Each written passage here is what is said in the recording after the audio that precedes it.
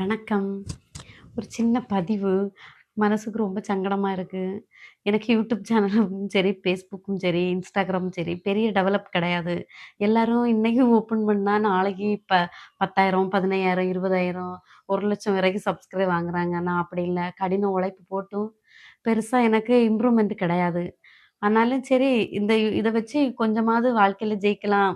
என்ன சொல்ல ஒரு சப்போர்ட்டா இருக்கும். ஃபுல் நேரம் இல்ல. நமக்கு பானிபூரி தொழிலுக்கு போகும்போது சரி, அத செய்வோம். மத்தபடி டைம் கிடைக்கும்போது, இது ஒரு சப்போர்ட்டா இருக்கும்னு சொல்லிட்டு தான் இந்த யூடியூப் சேனல் தொடங்குனது. அதுல நம்ம கஷ்டப்படும்போது யாருமே வரல. அவ்ளோ கஷ்டம், சாப்பாட்டுக்கு கூட வழி இல்லாம, பல பல கஷ்டங்கள். அதுலயும் வந்து எனக்கு யூடியூப் அண்ணன்மார்கள் தான் கொஞ்சம் ஹெல்ப் பண்ணி, "தங்கச்சி பட்னியா இருக்கக்கூடாது, சாப்பிடு" அப்படி இப்படின்னு சொல்லிட்டு எ ஹெல்ப் பண்ணி, நெறைய ஹெல்ப் பண்ணியிருக்காங்க எல்லாருமே. அண்ணன்மார்களும் சரி, தம்பிமார்களும் சரி, சிஸ்டரும் சரி, ஹெல்ப் பண்ணியிருக்காங்க. ஆனா, இது இப்ப தான் வந்து பெரிய அளவு இல்லாட்டாலும் இப்ப தான் கொஞ்சம் ரீச் ஆகி, முதல்ல எல்லாம் வந்து வெளிநாடு, வெளியூர் மாவட்டம் சேலம் அந்த சைடு தான் பெரிய அளவு எனக்கு சேனல பொறுத்தவரைக்கும் ரீச். இங்க இங்கலாம் அப்படி ரீச் கிடையாது. இப்ப வந்து ஒரு சில ஆளுக்கு தெரிஞ்சிருக்கு. நான் யூடியூப் சேனல் தொடங்குனது என் சொந்த பந்தங்களுக்கே தெரியாது.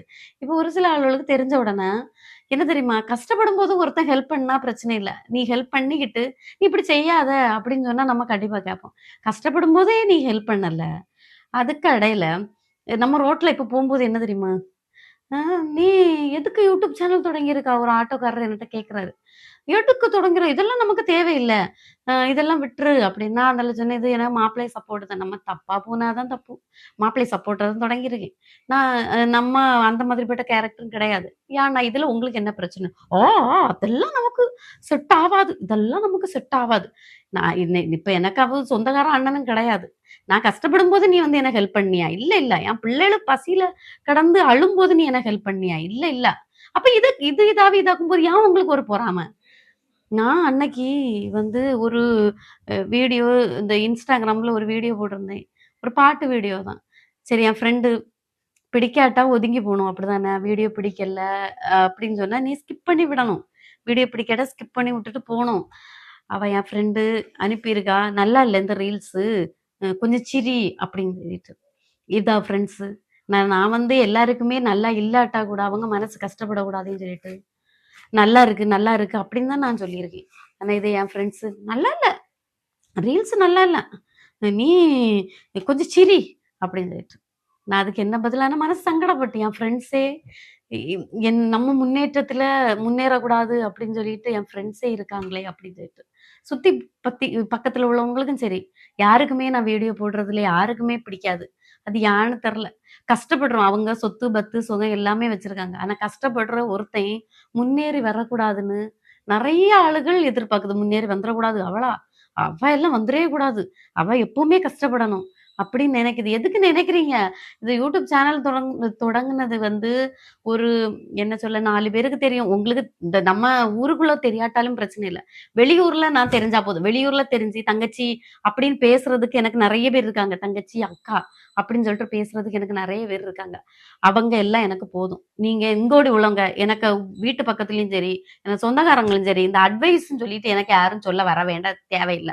நான் அப்படிப்பட்ட பொண்ணும் கிடையாது. எப்படி ரன் பண்ணி போணும், எப்படி இதாகணும் அப்படின்னு தான் கேட்கறது. ஒரு வீடியோ போடுறதுனால என் ஹஸ்பண்ட்ட காமிச்சுட்டு தான் நான் கேட்கறது. சரியா?